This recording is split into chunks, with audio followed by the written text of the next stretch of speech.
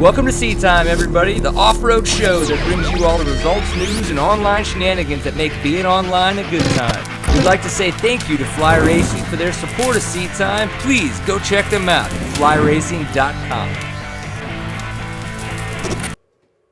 Welcome to Seat Time, everybody. This is episode 194, of course. I am your host, Mr. Brian Pierce, and to my right is Papa Pierce. It's Hello been a again. while. How you doing? It's been a while. I'm glad that you're back on the couch. I'm glad to be here. I know, it's fun. You got your fly shirt on. I'm glad that you remembered to dress all sponsor-rated. I was sitting there working on notes and playing with new equipment and all the other odds and ends that come along with this two-person shenanigans show that we put together. That's what happens when you're retired. You can remember to think about stuff? Yeah, sometimes. I like it. Sometimes. I like it. Of course, for those of you who do not know, this is Seat Time. We are the online show for the Offroad Enthusiast. We will be going live every Tuesday night moving forward. It's been a little slow just with racing and news going on. Of course, with holidays, it's great to spend more time with the family. But we will be back to our regular every Tuesday evening and then putting those things live on Wednesday. Of course, huge thanks to our sponsors. So Fly Racing, of course, flyracing.com. We've got Kenda Tire at Kenda Tire USA at kendatire.com. And then SRT Off-Road, huge off-road. That awesome level right between privateer and full factory team. You know, they've got like 40 guys on their team that they sponsor all over the United States. So for those guys that are trying to get just that little bit of help to be able to get themselves to the races sometimes where they can't do that, that's what's cool about those guys. And they got a good write-up on that in the Supercross this weekend. Ooh. The announcers even mentioned it. So, Nice. yeah, that some of the guys had limited support to help them get there. And I'm sure they appreciate it, and so do the fans. Yeah, for sure. So, obviously, thank you for them to coming on board for 2016. You can go check them out at srtoffroad.com. The show is archived, so if the site, seattime.co, of course, it's there. And on YouTube, if you would like to get the audio-only version, Stitcher and iTunes, you can subscribe there. That way, you don't have to stare at us. Just get to listen. Maybe it's a little bit easier for you to scrub around. I prefer having something to watch in the background, even if it is just mainly 90% audio for me. But hey, you do what you need to do. We do have a chat room, tlk.io/seattime. It's a good place to get in there while we have Ian Blythe and Ricky Brabec on tonight. Or even if you have questions for us. If you got questions for the show, definitely jump in there and make that happen. And go check out our 2015 year in review that we did a couple weeks ago. I shotgunned a beer to start it off. Yes, I was a little tipsy by the end of it, and my wife was here making fun of me the entire time. So it was pretty much the best show ever. It was. Yes, my dad has nothing to go. So sometimes it's good to recap some of the crap that's gone on. So the recent dirt buzz, if you will, thanks to our friends over at dirtbuzz.com, is Dakar. So Toby Price wins Dakar. Amazing, right? In his second year. Second year, wins Dakar. I mean, does that not just feel like Kurt Caselli was with him the whole time? Even when he was there last year and doing really well. Of course, his buddy Comer decided to be administration this year. Yeah, but hey. And DeSalle didn't ride, or went to a car or something, but he didn't ride. So the winners of the last umpteen years were out of the program. It's about time. Yeah. So somebody else could win. Hell yeah. And Mr. Toby Price did it. So obviously with our good friends Fly Racing, I don't know if anybody else noticed, but Trey Kennard racing with that nasty-ass bloodied hand. Oh, you could see it at through the gloves. Supercross this past weekend. Yeah. And then he's wearing white gloves with the red jersey. You're like, oh my gosh, I think he did that on purpose just to pinpoint the fact that he's kind of a badass and it hurt a lot. He gets hurt a lot. I know. With Kenda Tire, we got King of the Mountain this weekend. I'm looking forward to hearing all the great stories that people have from using their super tacky and equilibrium tires out there in all the rocks and all the nastiness to getting that extra traction that's going on there at the event. Of course, we mentioned SRT. Some of the big news for them is that one of their riders, Corey Grifunder, turned 28 today. So why not say happy birthday to Mr. Corey Grifunder? I love how he's like, I texted him, I was like, happy birthday, dude. It's way better than Facebook, blah, blah, blah. 28, man, good job. And he goes, I know, I feel so old. I was like, bro, 36, and I get another ... Like, it's so funny how nobody even thinks I'm in my 30s, let alone, I guess you could say closer to 40 than closer to 30. Well. And then I told him, I was like, I know, I act like I'm 12. He goes, you feel the way you act. And I was like, I feel 12.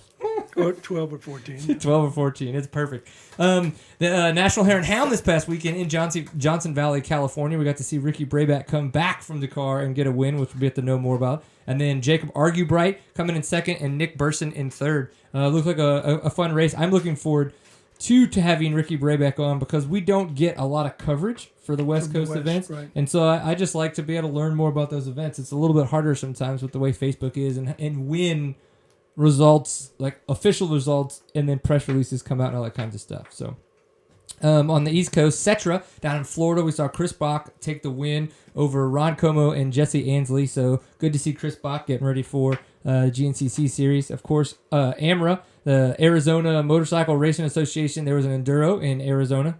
Go figure, Arizona. Taylor Robert got the win. He was out there with Max Gersten, who came in second, and then Jordan Brandt got third. The name Jordan Brandt should ring a bell. He's been on the ISTE club team for many, many years. He was actually on my row when I went to Idaho. I remember that. He was a fast dude. It was awesome. It was so cool to ride with that guy. Did you keep his dust inside? Absolutely. Just as dust. Just as dust. It was horrible. And then last on the Dirt Buzz from the weekend is Sorks race over in Georgia, where we saw Russell Bobbitt get a win over Jesse Grome and then Evan Smith. That's great. Russell Bobbitt having all the back injuries, didn't happen to have surgery, missed a bunch of events last year. So, I mean, he talking to him through text says he's feeling really good. He's happy with the way that he rode, and he's excited for the year. I think that kind of mental preparation in itself, through text you can kind of get that just the phrasing chosen is happier than just feeling good. You know what I mean? Like, yeah. So I think he's in a good mental headspace, and that's where you need to be. Coming in, especially after an injury like that. Better this year too, with the bleed off from the Supercross. From the Supercross bikes, yeah, it'd be interesting to talk with one of those guys 10 pounds lighter. I know because what was it? Caleb Russell was loving that 2016 250 XCF that he was on. So if the 350 and the 450 and then some of the two strokes are even close to that, then I mean, I guess we wouldn't get much of that in the two strokes, would we? Well, they're lighter anyway. But yeah. The frame technology. Would a lot of that?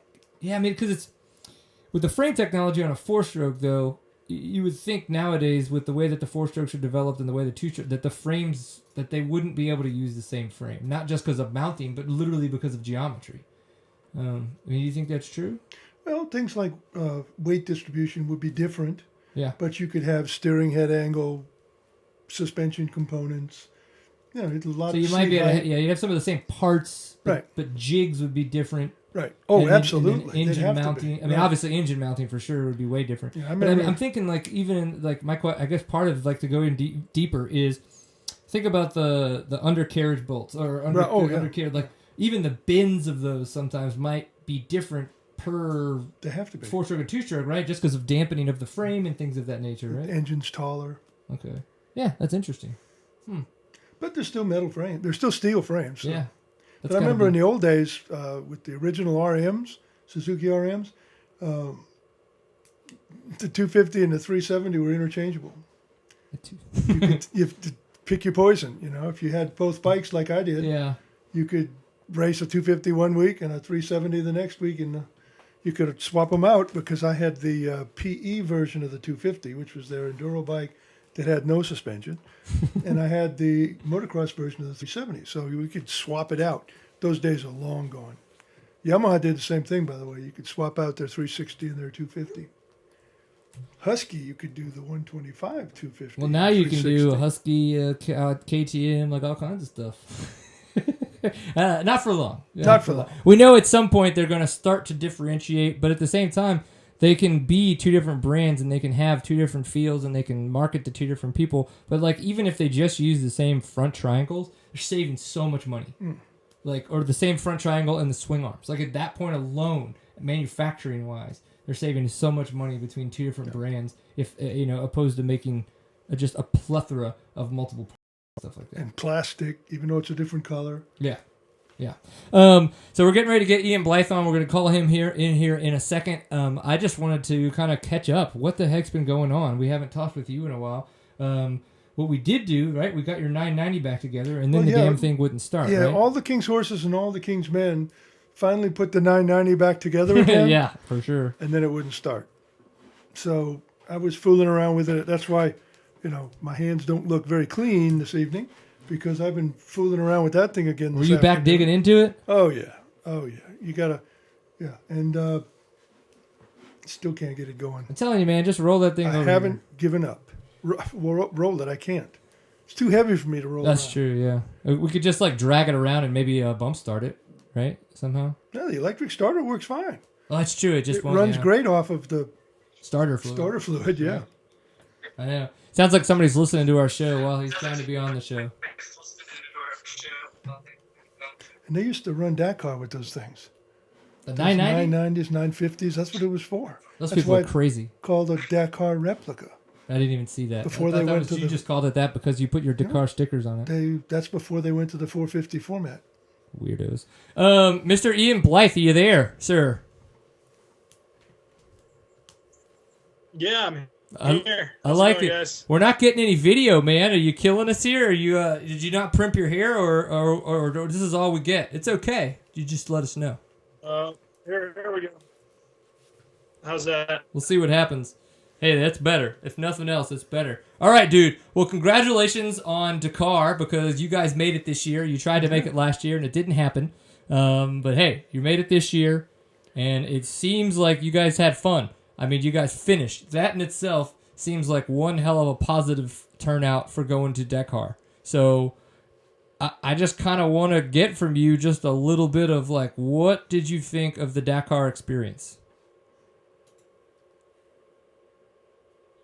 Well, I mean, you nailed it, man. It's just finishing. You see, like, all these top guys not finishing, like Matthias Walkner, Ruben Faria, like, everybody has problems, and it's just part of it. Like, you have to finish, and the guys worked really hard, and like I worked really hard just to get to the finish and not giving up when I mean, we had 3 days where things went wrong, and we were able to always like minimize. I mean, lost a lot of time, but like finished, and that was the goal going in. Is if we finish, we'll probably be able to go do it again and hopefully do better.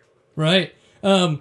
I wrote down some things, just a couple notes, numbers, and all that stuff from some questions that I had. And again, we can obviously, as we always do, go off subject, off topic.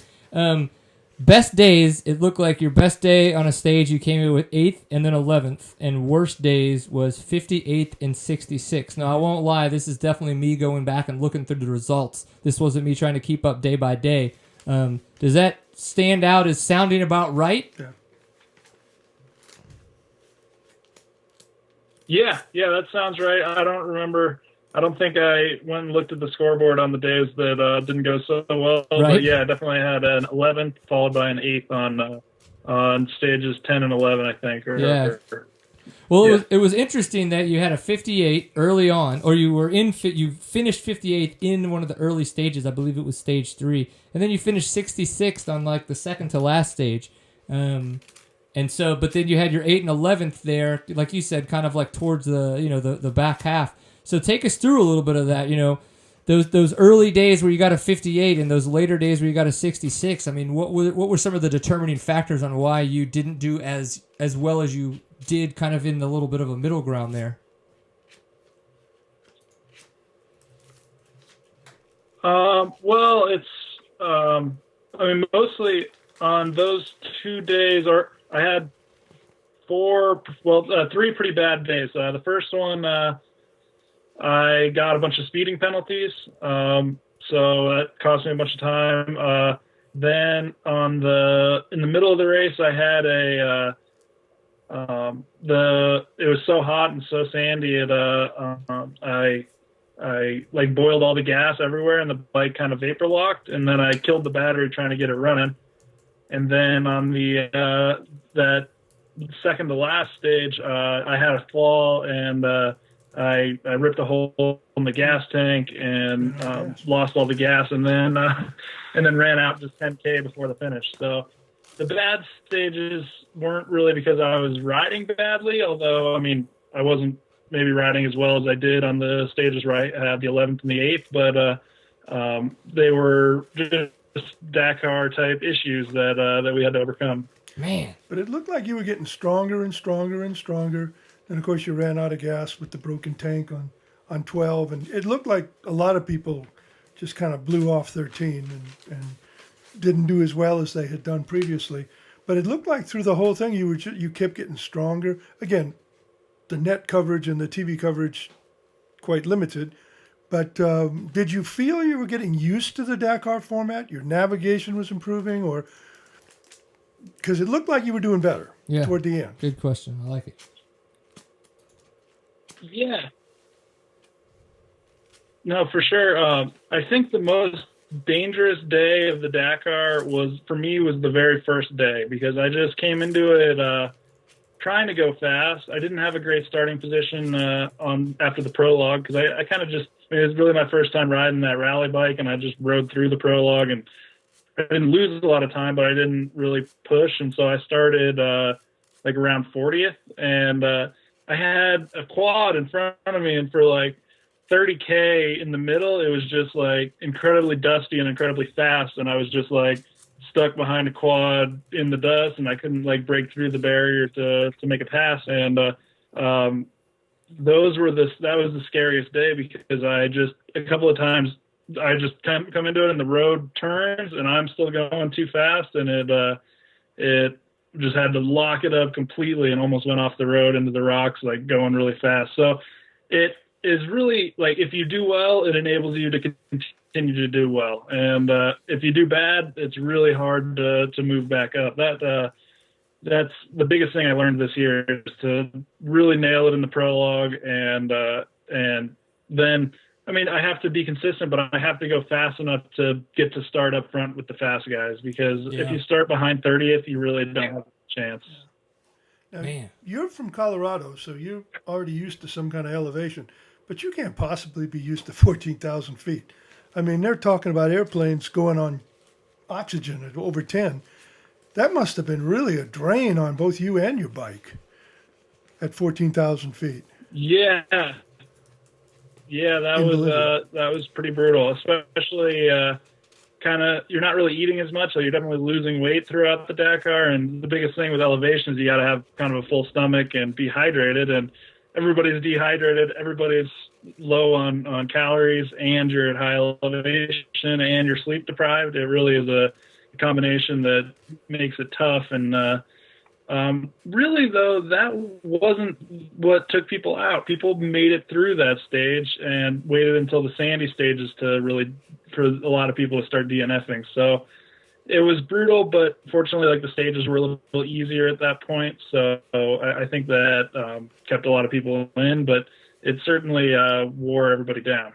With the sandy stages, when you say a lot of people DNFing, was that a lot of because of navigation? Was it where you had to like follow a heading and people were just getting lost and then they were just DNFing because of that, or was it literally like it was so much deep, nasty, silty sand that people were just bonking because legs blowing out and all that kinds of stuff? I think it's a little bit of everything. I mean, it's a rally bike, and it's like, it's not sand, it's just silt, just bottomless silt, and if you have any problems, like, it was so hot, man. Like, the hottest I've ever experienced. When my bike was paper locked and I was stuck on the side, like, I was just like dying, and it just took the energy completely out of me, and it ruins you for a day or two before you can like get back to a good starting place. And so, for one, if you have any problems, you are immediately like dehydrated out there, and they're long days. So you're riding a rally bike with a bad tire in the back, and it's a long day. So if you're fighting the bike in the sand, like, you don't really have a chance. So it was real, man. It was and it was disappointing for me, because that was when I was ready to move up. Like, I started in 20th that day, and I had moved up into, like, I'd passed 4 guys already before my bike vapor locked. So it was like, finally, when we were getting into the riding stages, I was having problems. So I was really disappointed, but then I came back for an 11th. I started pretty much last and moved all the way up to 11th the next day. So it was like, I finally figured it out and started pushing. So it became like a real a rider's race rather than just pinning it through on the roads, Yeah, for sure. We did have a question from the chat room from our good friend Double D. What was the one thing that you wish you had during the race that you maybe either didn't have with you, forgot, or just like there's no way you're carrying it, but you were like, I want this with me now? the whole race, I just wanted a faster bike. I was just so frustrated with getting past. One of the days when we did kind of a lap around the sand, the salt flats, it was like there was no skill involved. It was just holding it wide open, and I was just getting passed by there's 2 guys start every minute, and it was just like people were just going past me all day, and it was like, man, I'm not doing anything wrong. I'm pinned. I'm looking for like the hard spots, and like I'm breaking late into the corners. Like everything's good. It's just I'm losing time on with the bike. So that was the biggest source of frustration. Other than that, there were so many times when I was wishing I had my rain jacket, like waterproof rain jacket with me, because like it's heavy, but in Dakar, if it's cold and rainy, it's going to be cold and rainy for the next 5 hours, it seems like. So it's so long and so much of whatever type of suffering you're in for that there was times when I was thinking about just like pulling over and like buying a rain jacket from a spectator or something, because it was just miserable. Oh man. Yeah, that does sound pretty nasty. Yeah, and you really had 2 or 3 different Dakar periods. You started out first couple of days, I think they even shortened one of the sections because of rain. And they canceled another because of heat? And they canceled, the second half of one of your tests later. Well, they canceled one because of the rain. They shortened one because of the heat. Okay. Wow. Yeah. Whoops. Yeah, that seems crazy that you're going to have... And now, how close are those days together? Well, the first one, it was the very first day that they canceled because of the rain, and it was like, man, I thought we were here to ride dirt bikes. This is just like a tour of Argentina in the rain. So that was like first stage. And then the one that they shortened was pretty fortunate for me, because it was the one that my bike vapor locked, but it was, I still lost a couple hours with it, but I was kind of suffering after that. So that was the 10th stage, I believe, or maybe the 9th stage. Yeah, so they were about a week apart. Well, yeah. You posted a fantastic picture of your little tool pouch within your butt pack, or maybe within your bag, of how worn out it was from all the jostling that goes on while riding umpteenth thousands of miles. It feels 6,700 or something. Yeah, in Dakar. Or at the Dakar. So talk us through a little bit about that, because I can only imagine that we're all wondering how chapped your ass is. Or was, anyway. I don't know if you fixed the problem. It kind of was so long that it was really the first few days that was a problem with that, and then it kind of got better. And like Scott says, he said eventually my ass realized that it didn't have a choice, and that I was just going to keep riding for as long as it takes. And so really it was like the first week, and then the second week was more like stand-up riding anyway. So the hardest thing for me was just holding on to the throttle, just keeping your throttle at quarter throttle on the liaisons. Because it's nice with your left arm, you can just take it off the bars and it's no big deal. But your right arm is just like stuck to the throttle. And when it's like you already did a 400K stage and you have a 500K liaison now, it's like, man, I would give anything for like a left-hand throttle or cruise control right now. So that was the biggest thing there. But it kind of your perspective changes a little bit too. Like I think the first time it was like, oh, there's a 300K stage, that's gonna be terrible. Like, oh my god. And then by the end it was like, oh, it's just 300K. That's a nice one. Like, no worries. Yeah, that's easy. Yeah. Oh my and god. if your butt hurts or anything else hurts, what are you going to do? You still got to drive to the next bivouac. Whether you're in competition going fast or just in survival mode, you still have to go just as far. So you might as well race it. Get in quicker. Good, Nothing will tire you out quicker than sitting around. Yeah. So you might as well race it and get home quicker. How much weight did you lose over the whole trip? I lost about 10 pounds over the trip. I've been working hard to get it all back. That's crazy. Do you think it was all water weight? It was like legitimately like a little bit of malnourishment just from the day after day. So you know those things where you do like squats on like a vibrating thing, and it's supposed to like make your fat go away faster. Okay, but yes, it makes me think of the thing from the 50s where you like get on it and it like shimmies you. My mother had one of those. Yeah. So I pretty much just sat on one of those, I think, for 2 weeks, and that just vibrated it off of me. Yeah, but I bet your legs are twice as strong as when you got there. No, they're not stronger. They're just very toned, man. I'll show you. Uh-oh. Nice. Not He's sure I like, wanna know that. this is my Speedo that I picked up while I was in Dakar, too. What do you think? I like the way I flex. So, a couple questions before we let you go.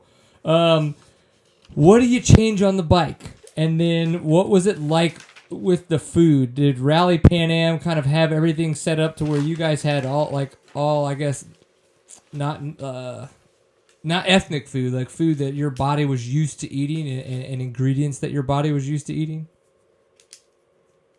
Well, as far as food, it was, the food's all provided by the ASO. Okay. And so, Ricky and I were joking that it was like being in dirt bike prison because you like stand in line to get your food, and there's like a guy who hands you the tray, and you get it, and it looks like okay, and then you take it back, and there just wasn't any options. It was just, this is what you have, and you're in the middle of the desert, so you're going to eat it. But Really the key thing for me was Kate's Real Food bars. Those like kept me alive through the race. You know, I was eating like 3 or 4 of those a day, and I didn't really get tired of them, so that was critical.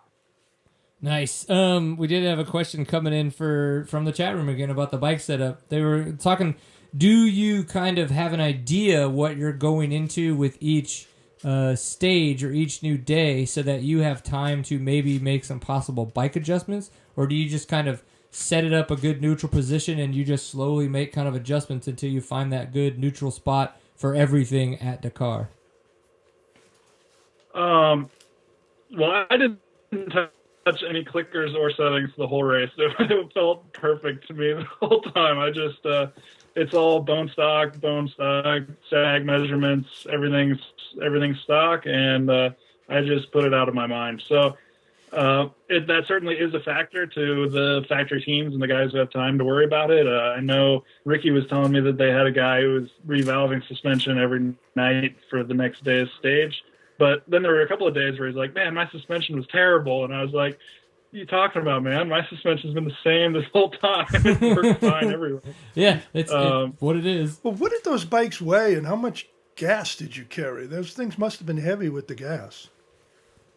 Yeah, the gas is huge. It feels like an enduro bike when it's empty, and when it's full, it feels like a Harley that just wants to fall down. So it really is like you're really riding how much gas you have in the bike. But I don't know how much it weighs. It's a lot more than an enduro bike, though.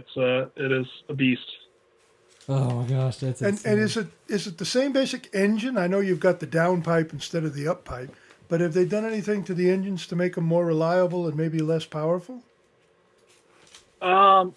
Well, I was riding a slightly older bike, so ours was a 13. They really changed a lot in 14. Like the new ones are fuel injected, but it's a pretty similar motor still. It's a rally replica motor. It's a 5-speed KTM 450, but it super bulletproof. They say we didn't change an engine. On one of the days I ran 300K low on oil, so it was kind of sketchy, but it was totally bulletproof. Nothing ever went wrong. And we were talking to some of the KTM mechanics, and they were saying that for the average guy, they could run 2 Dakars on one motor without really having to stress it.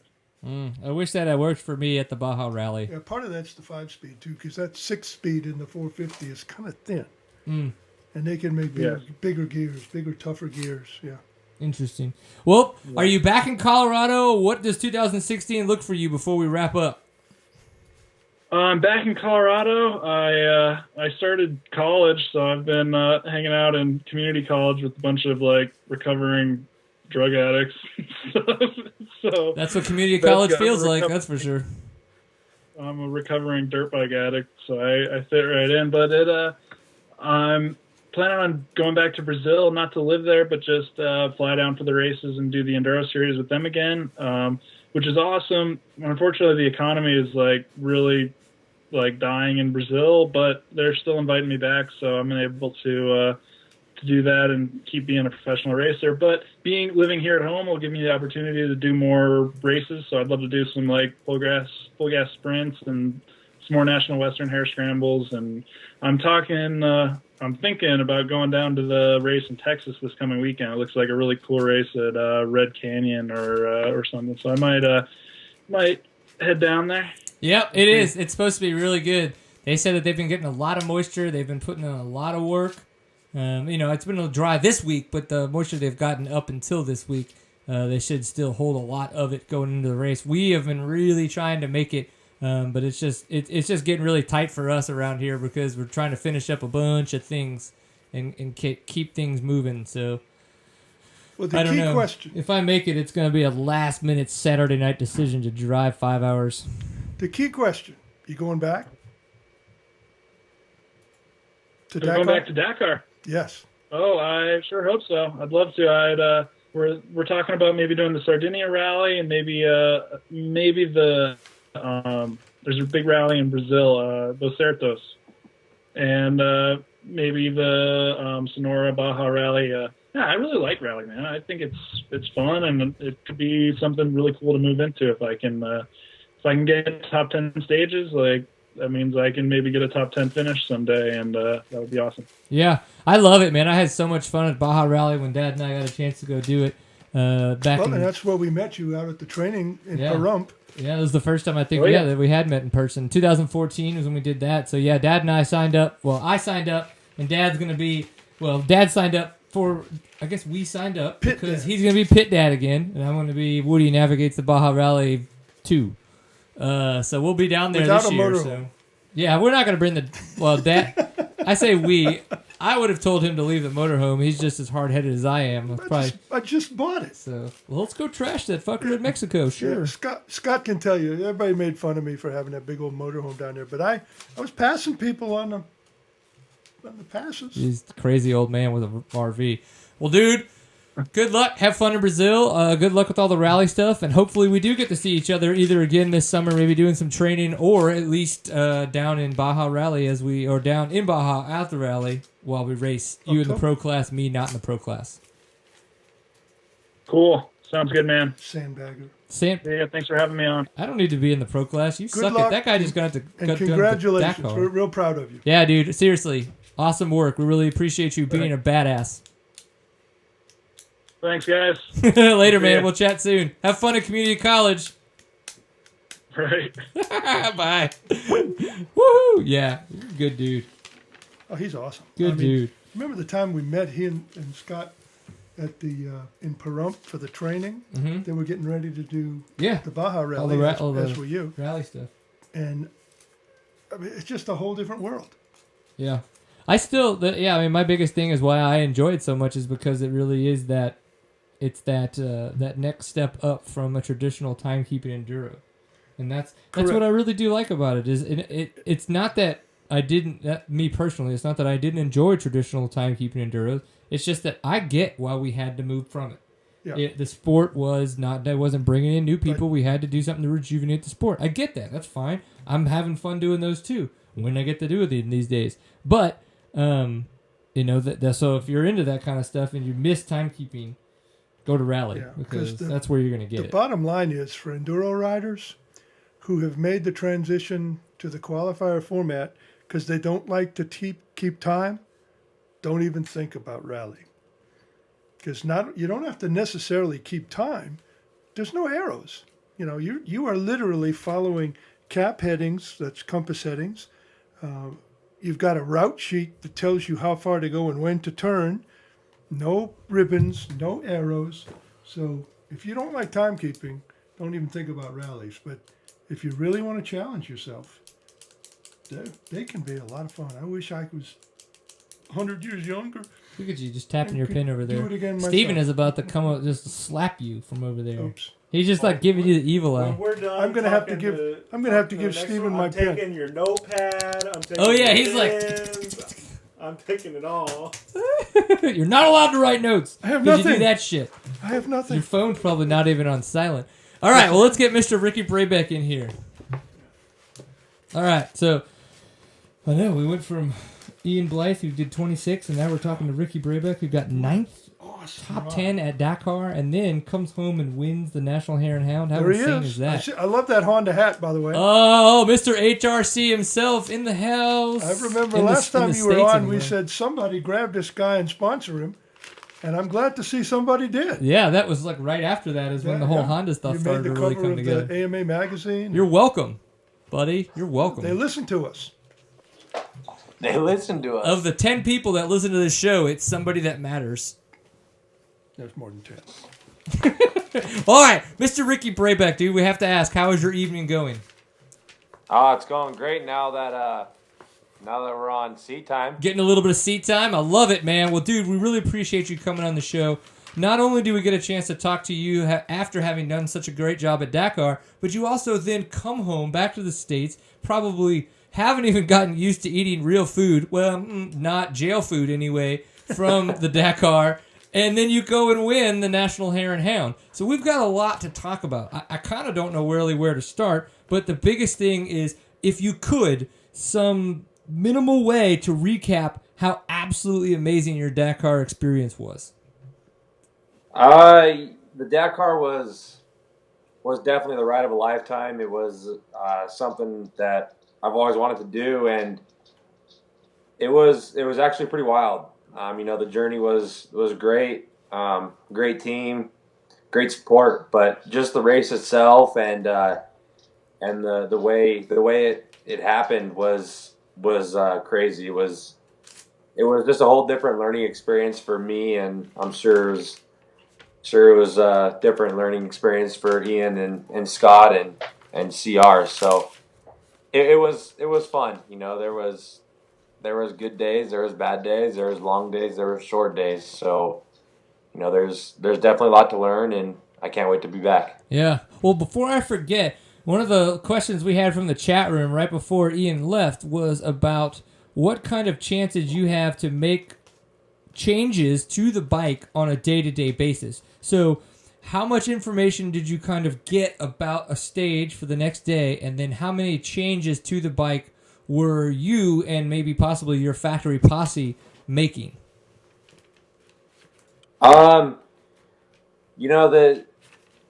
didn't really know much about each day, so I was always going to Paulo or Joan or Wolfgang and asking them what the next day was like. And really the only changes that I had made were suspension changes, just making the suspension a little bit stiffer for the sand dunes, because you don't want to go through the sand dunes with super soft suspension and be dragging your feet everywhere. But other than that, the suspension was like the only change that I made on a few days, and the bike was awesome. I had one small crash and kind of rolled the handlebars forward, and then other than that, I went back to the bivouac and rolled them back, and I was good the rest of the way. Nice.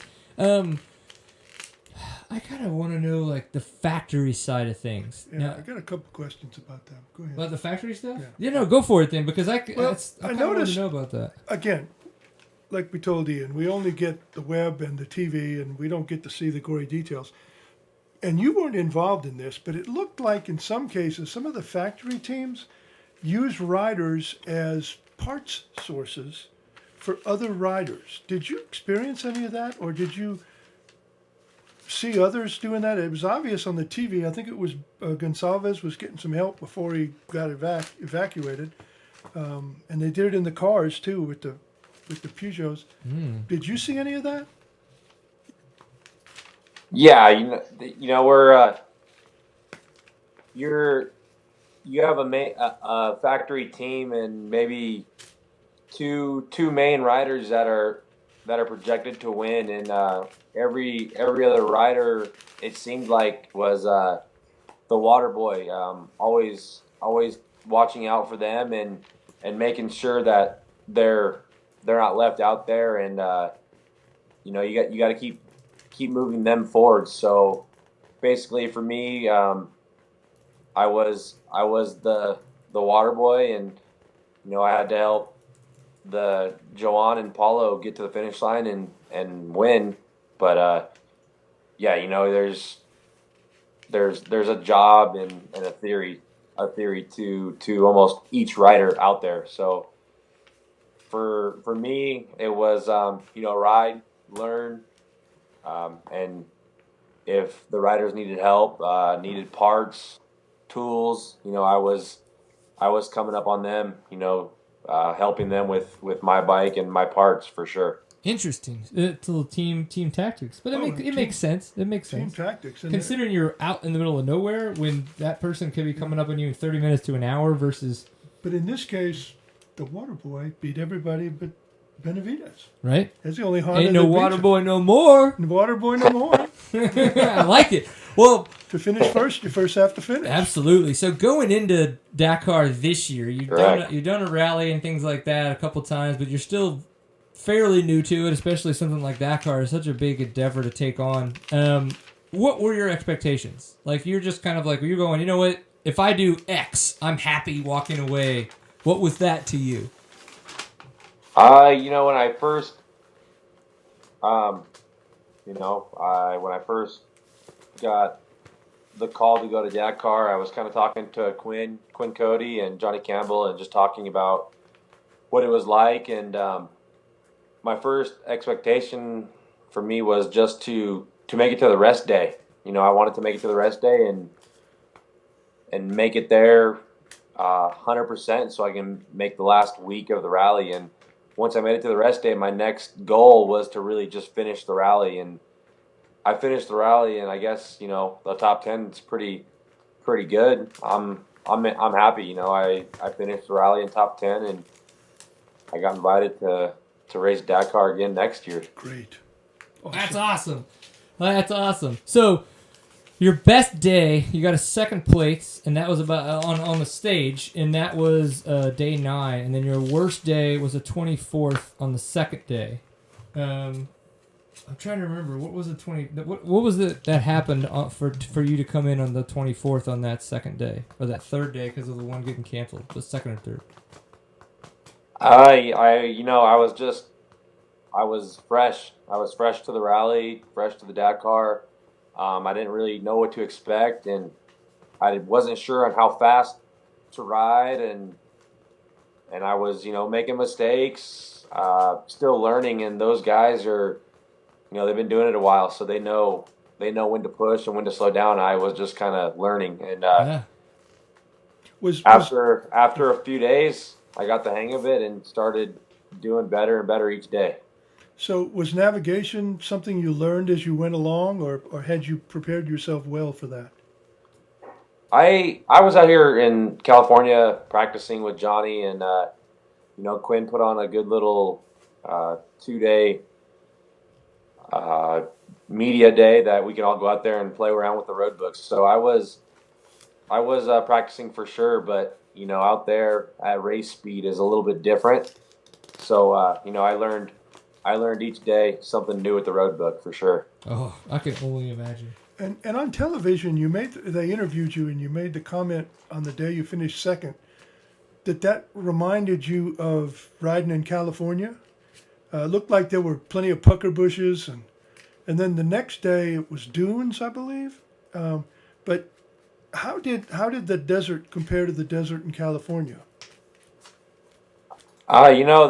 The day I was riding really well, and it was a lot of off track. I think we had like 60 or 70 kilometers of off track stuff, just weaving in and out of the bushes and stuff. And out here, what I just raced, the National Hare and Hound Series, is all virgin trails, weaving in and out of bushes. So on that day, I felt at home.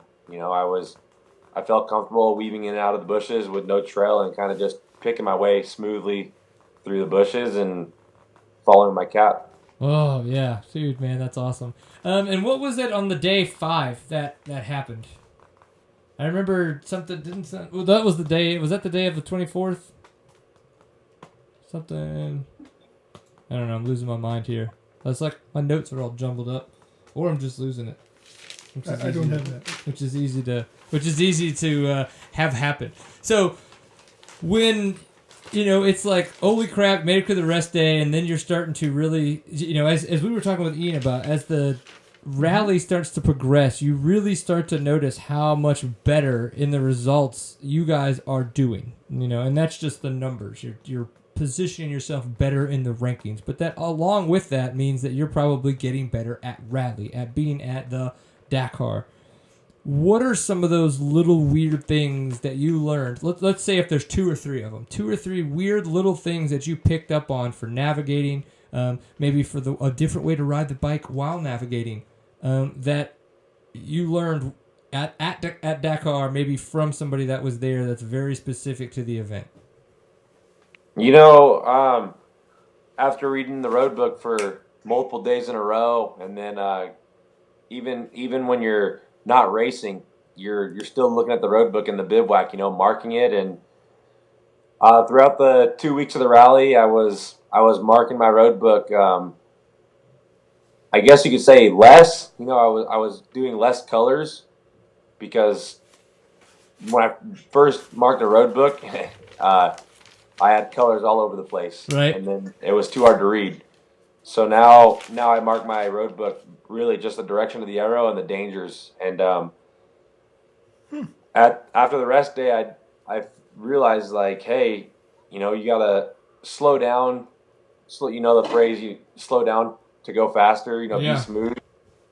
I really slowed it down a little bit and just try to be smooth and not blow any corners, and that really saves a lot of time when you don't blow any corners, because when you blow a corner, you gotta turn around, look behind you, make sure you're not gonna get hit. So being smooth and slowing down was one thing that I learned in this whole rally, because it's 2 weeks long, so you don't want to like override the road book the first week and crash out.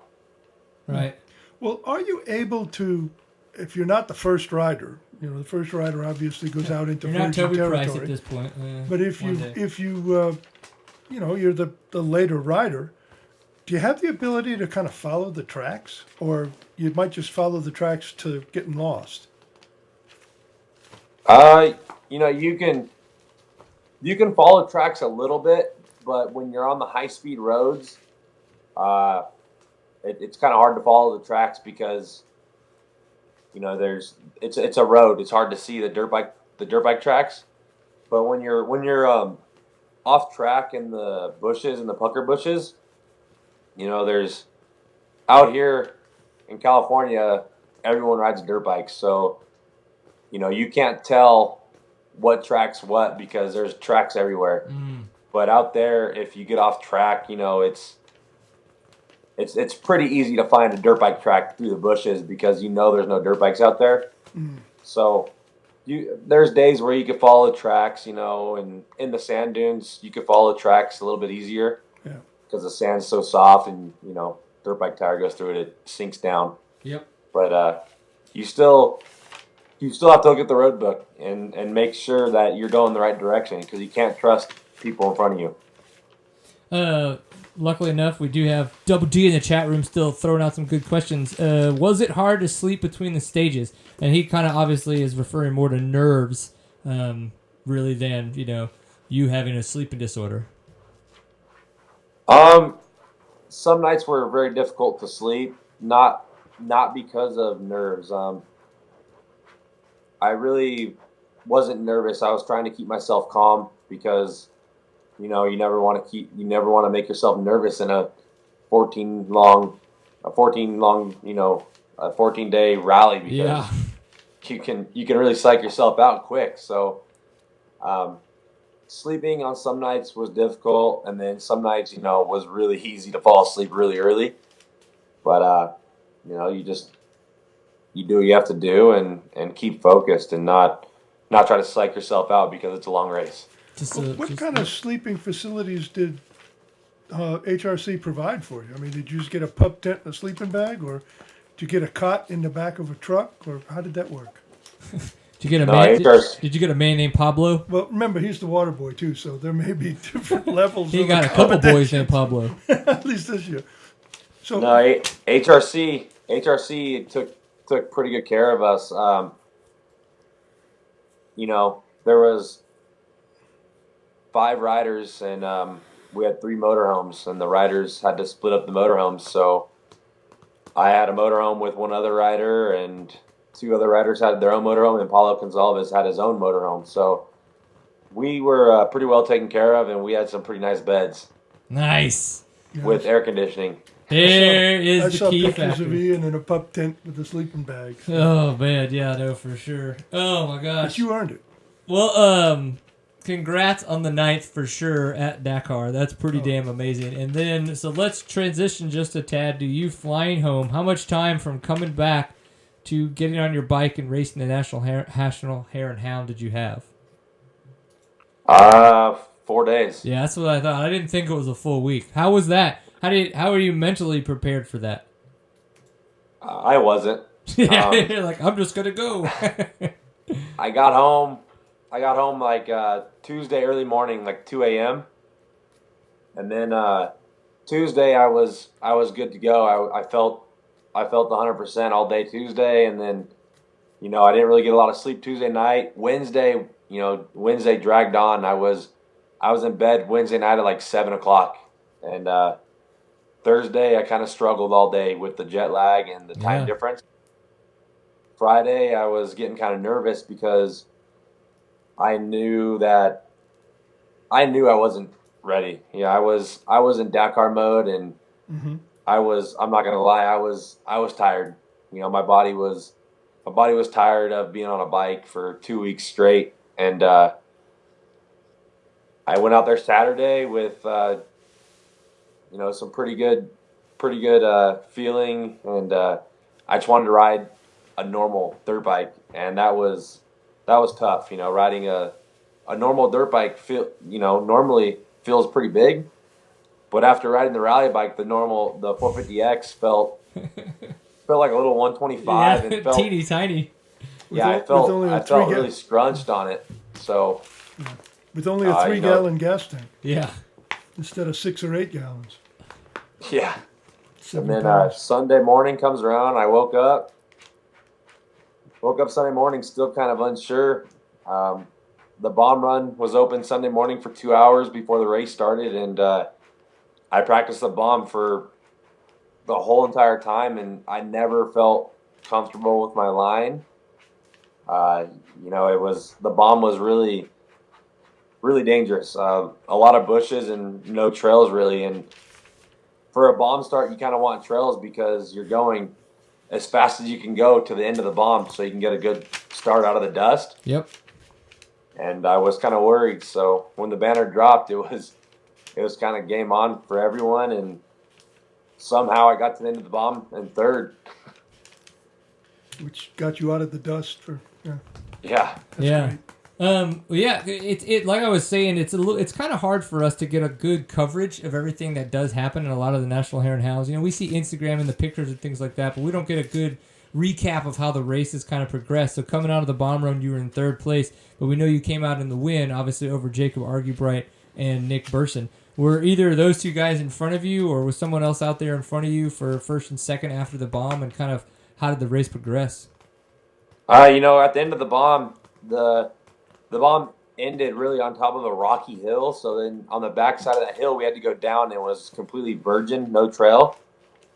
I passed Ivan Ramirez and Skylar Howes down the backside in the rocks, and really, I just kind of was riding. I wasn't sure of the race pace. I was just, I was still in Dakar mode, so I didn't know how fast I should be going. So I was kind of just cruising, and then the course is really hard to follow when you're in front. Even if it's ribboned off, you still have to break trail and look for the trail. A lot harder than most people do out in the back. Mm-hmm. And Nick Burson actually got around me at like mile 20, I think, mile 15 or 20, and he blew past me. I was like, man, I got to step it up because I'm riding slow today. And then I teed off him, for 5 miles, kind of figuring out how fast he was going to get around me. And I went just a little bit faster, got around him again, and held his race pace just in front of him. And ever since I got back around him, I kind of rode by myself all day. But man, at the finish line, Jake Argybright was right there, 30 seconds behind me. Just I didn't really know he was that close because it wasn't dusty out there. So it's not like the bikes are creating a lot of dust. And right. Luckily, I rode smart and smooth and ended out on top. Right on, dude. Well, congrats. I mean, yeah, that's got to be tough to come back, especially when you even have that probably not even an inkling, just a full-fledged feeling that you're like, man, I don't even know if I'm like mentally ready for this kind of stuff. Physically, it's like it feels like sometimes you can fight through it, but when mentally, that's when it makes being the physical aspect of it 10 times as worse. Yeah, one week you're being started by the president of Bolivia, and the next week you're back in the California desert. You're like, hey, what up, Eric Kula? I like your facey thing. What do you? Yeah, that's the hardest part of the rally is definitely staying focused, and it's really mentally exhausting, because you're up at 3 a.m. riding the bike at 4 a.m. and I was for sure mentally exhausted Sunday for the Hare and Hound, after the 2 weeks of the rally. And now I'm glad to get the last 3 weeks out of my way, and now I can finally take a week off and kind of relax and let my body get 100% healed. Absolutely. So, what's next for you? You said you just had a week off, but are we coming into another National Hare and Hounds, or are you going to be doing some of the West Coast Hare Scramble events that are around there as well? The next race, the next Hare and Hound is in April, and the next rally is also in April. So I'm not sure until April. I'm really just training and doing motos on my bike. Right. Yeah, I know that a lot of the West Coast Endurocross riders are picking up. Some of them are doing some of the West Coast Enduro series, the West Coast Hare Scramble series, and things like that. Big Six, I believe, is another one. So, go make yourself a little bit of extra money. But, of course, now that you've got a little bit of a break, you should take it and let the brain heal with the body for sure. Get it all back on level. Well, which rallies do you plan on 2016? I'm not 100% on that yet. I'm still waiting for HRC to send me over a schedule. So I'm not really sure. It's still early. Yeah, I still got a few months. I think in a few weeks I'll know. That's awesome, dude. Well, cool. Well, dude, as always, we of course appreciate you coming on the show and chatting a little bit of off-road with us. Anything that you could think of that we didn't ask that might be pertinent to everyone out there in the world? No, not really. I just think that everyone should try the off-road thing. It's fun and it's quite an adventure. I agree, man. That's what we've got. Not the Sonora Rally. What's the one that's coming up? That's the Sardinia Rally that's coming up in April. I think that's probably one of the ones that you're going to wind up doing. And then Brazil, he was talking about. We got Baja Rally, the Sonora and Baja, and then the Baja Rally, which is in October. So, I mean, if anybody wants to get down there and try it, there's plenty of them. Yes, it's the most expensive thing you can probably do on a motorcycle, but it's. I think now that I've done it, it's that adventure. If you can find a way to do it every 2-3 years, it's totally worth it to kind of figure that out and make it happen. So definitely, or just get a ride with HRC. Obviously, they're paying for Ricky to go. Come on. Yeah, come on. I mean, not everybody can be Petter Hansel, right? Yeah. 6 wins on a bike, 6 wins in a car. One and day. He used to win on those 700 pound Yamahas when it was really Paris to Dakar. Back before North Africa got batshit crazy. Yeah. Yeah, we don't need to add that kind of level of interesting to a motorcycle race. That would make the shit that people see happens to Baja 1000. That would be like Baja Light then compared to what goes on there. Kidnappings and beheadings. Yeah, the stuff. the stuff that people say and the stuff that people believe that happened in Bob, but really doesn't ever happen. Right, exactly. It does in Africa. Yeah, Africa, you guys would be like, oh shit, this is real. Capture, I'm not coming back. Not coming captures back. and beheadings, yeah. Well, dude, no, seriously, we really appreciate you coming on. Good luck, have fun, and just keep in touch, and we'll do the same. All right, thank you guys. And good luck with this year and getting ready for next one. Yeah. Yeah, thank you. Take care. Dude, yeah, so that's a little scary, I think, in the sense that, you know, to kind of know you're going into an event. Yeah, but... Oh, yeah, you're good. Steven didn't hit the button. Look at this guy. Thank you. Peace! I mean, just think about it. Like, that's got to be a little frightening to go into an event and just kind of be like, am I there? Like, am I where I need to be? Especially the bomb run. Like, it's not like you have the last test of the day is where you're going to turn it on. Like, the bomb run and the National Hare and Hound stuff is, like, the craziest shit out there. I remember the first motocross national I ran. You know, I'm at the line. I qualified. You come out of the Porta-John with shit on your pants, and you know, I must have crashed my brains out because wow, I'm here. You know, I'm looking around. I'm not paying attention to my riding. You got to stay focused on that stuff the first time. Yeah, so that's tough, man. But yeah, I'm glad that. I mean, it's really been an interesting 2 years for watching Ricky Brabec's career. Oh, awesome! Like crazy, super crazy. But yeah, great, fantastic from for the him. cover of the AMA magazine to finishing in the top 10 5 times, 5 stages, and 9th overall, and a second in one stage. Yeah. Pretty intense. So what's coming up? Of course, this coming weekend is the King of the Hammers event. Within that, we have the King of the Motos Extreme Enduro race. We saw Colton Haker get the win there last year on his Husky. I'm sure he's going to be going for that again. I wonder if Cody Webb's going to be there. He didn't make it last year. We may have a conflict again with the Super Enduros. I think that's why he didn't make it last year. But then Colton Haker also is doing the Super Enduros. So hopefully, I'm going to check on the schedules and see. That would suck if they conflict.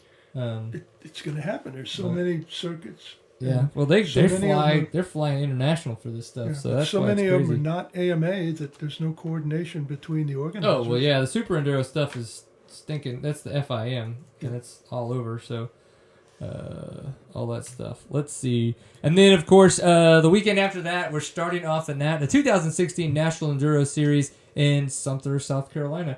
I'm excited. I'm going to try to see if I can get Alan Rant or one of the National Enduro, the NEPG guys on next week so we can kind of talk about some of the changes that they've made throughout the past couple of years. And then, of course, too, the change they made this year with the pros move to the 30s now instead of the 20s.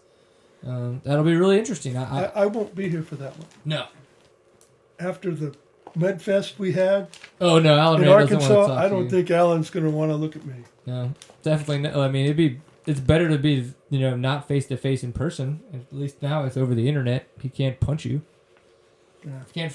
He could verbally abuse you, but he can't physically abuse you. Yeah, I'm referring to the 2011 National Enduro at Train Robbers, where we got probably 8 inches of rain the night before, and 3 inches of rain at the riders' meeting. Yeah, and we got rain during the event, too. During the event? I know, I was there. I was one of the fun little people. I was cleaning up. Yeah, for a long time. I was a busy little guy. That was a busy weekend. So, and then, of course, what's going to be happening next week, you'll notice February 1st, we're going to launch a new shirt campaign. I say this because that's all the information you're going to get.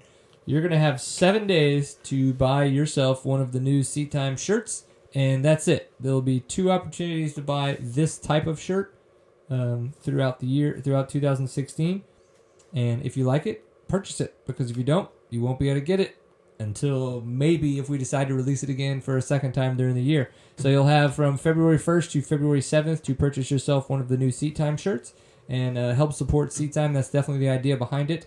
It's just too hard to keep shirts in stock and do everything like that. So we're going to sell it for 7 days. We're going to then place an order. We're going to print them all, and that's it. That's how it's going to work, because it's just way easier and there's no point in keeping stock in this kind of stuff. So pay attention to that. Look for it we've got a lot of advertisements going out, so it should be interesting. We'll see how it goes. Other than that, thank you for paying attention to Seat Time. This has been episode 194, of course. You can find us on all of the social bits. We're on Facebook, so it's facebook.com/SeatTime. Of course, we're on Twitter. It's at SeatTime_CO. On Instagram, it's at SeatTime. And then you can find us on YouTube. The channel is SeatTimeCO. That's all the social. Remember the site. SeatTime.co is where we post and archive all the sites, and of course, a lot of off-road news. And then Stitcher and SeatTime, or Stitcher and iTunes, you can search for Seat Time if you would like just the audio only. Of course, huge thanks to Fly Racing. You can check them out at flyracing.com. Kenda Tire is kendatire.com, and SRT Offroad at srtoffroad.com. I'm glad they make it so easy. How do you remember all that? He's not reading that off of a script. He's pulling it out of some orifice, and it's the same every week. Yeah. He remembers and gets that all right. I used to have to. It's not on his screen. I used to have it on the screen, and then one day I just realized that I was saying it, and I wasn't reading it, and I was like, well, don't have to put that in the show notes anymore. No. And then it's like the Supercross last weekend. They showed, I think it was Webb. They showed his pit board, and the guy had the pit board up and had a list of all his sponsors on it. Well, what was funny is you could see the whole time Cooper Webb got about 4 in, and then you just saw his eyes like darting over, like picking up the next sponsor. Yeah. And I'm like, I hate to say it, at that point, it's too far. That's when it's gone too far. Whatever the rider can remember is what the rider can remember. When the guy's holding that up and he is wasting people's time, like trying to look at a name and trying to, like, that's when... That's how you pay for the riding. No. There's other ways to make sponsors happy than a half a second mention on a show that will do absolutely nothing to make people want to go purchase your equipment. I kind of agree with that. That does nothing for brand loyalty. But that's what you want, and that's what you want to make. I didn't mean to get us off track. I just wanted to wonder how you remembered all that to get it right every week. Cooper Webb, come take some Seat Time lessons. Get on the couch. We'll make this happen. So yeah, pay attention. We really appreciate you guys. Remember, always enjoy a pint full of awesome, and we are back every Tuesday night for God only knows how long. Hopefully there's no more family emergencies like we had a couple times last year. Shit gets weird, though, so it could happen. But remember, peace.